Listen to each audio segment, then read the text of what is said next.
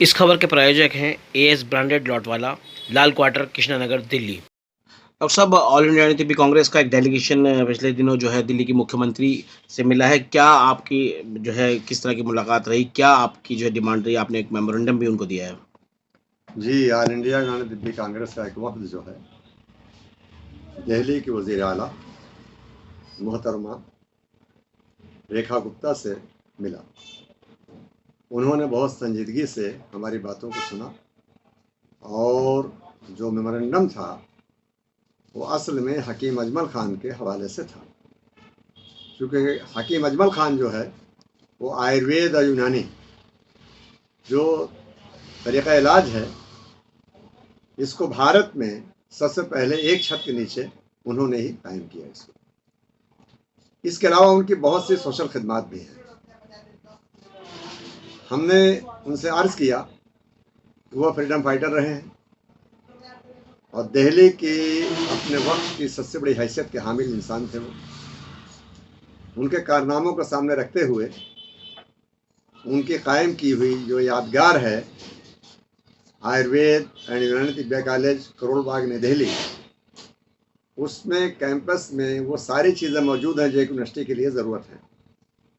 लिहाजा एक इसमें कोई फाइनेंशियल मैटर भी नहीं है, लिहाजा इसे अपग्रेड करके यूनिवर्सिटी के तौर पर तरक्की दी जाए।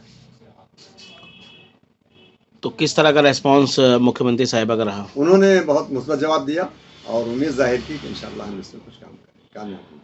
डॉक्टर साहब, एक लंबे समय से हकीम अजमल खां की जो खिदमात हैं उनको एक उसमें पिरोने के लिए आप लगातार कोशिश कर रहे हैं।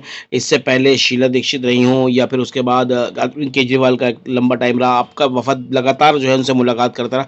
क्या वजह मान रहे हैं? क्या सरकारों की कोई मंशा इस तरह की नहीं दिखाई दे रही? क्या लग रहा है? क्या ऐसी कारण क्या है? असल में मुझे ऐसा लगता है कि हकीम अजमल खान को लोगों ने अभी समझा नहीं अच्छी तरह, या हम समझा नहीं पाए।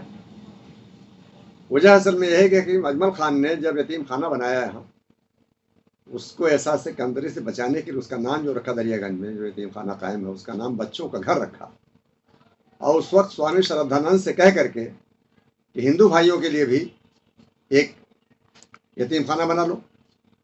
तो उसको उन्होंने बहरहाल जो मुमकिन हुआ माली ताउन दिया और उसे आर्या समाज अनाथालय के नाम से जाना जाता है जी। काफ़ी। इसके अलावा जो है उन्होंने कॉलेज कायम किए, जामिया इस्लामिया के बानी रहे हैं। जामिया इस्लामिया जब बंद होने के करीब पहुंचा फाइनेंशियल प्रॉब्लम की वजह से, तब भी उन्होंने मदद दिया, यहाँ तक कि जेवरात को भी बेच दिया। तो गैर मामूली कुर्बानी उनकी रही है, ये तो बहुत मामूली बात है। अब इस वक्त देखिए सबसे बड़ी बात यह मैं चाहूँगा कि उसके लिए हुकूमत को अलग किसी फंड की ज़रूरत नहीं है जी। जो कुछ उनका असासा जो सरमाया है मौजूद उसी को जो है तरक्की दे दिया, डेवलप कर दिया जाए, तो सब चीज़ें हो जाएंगी। अब बताइए कितने शर्म की बात है, अफसोस की बात है कि दिल्ली दारुल सल्तनत पूरे भारत की है राजधानी। अब यहाँ जो है उनके मज़ार पर जो है कोई पूछने वाला नहीं है, लोग काबिज हैं, एनक्रोचमेंट है, एनक्रोचमेंट हो रखा है। अगर चाहे तो जैसे दुनिया भर के तमाम सारे एनक्रोचमेंट और लाखों लोग बेघर हो गए, उनको कहीं बसा दिया गया, तो ऐसे वहाँ भी किया जा सकता है। तो मैं चाहूँगा कि हुकूमत प्रायोरिटी पर जो है ये दो काम कर दे तो उसकी बड़ी मेहरबानी होगी।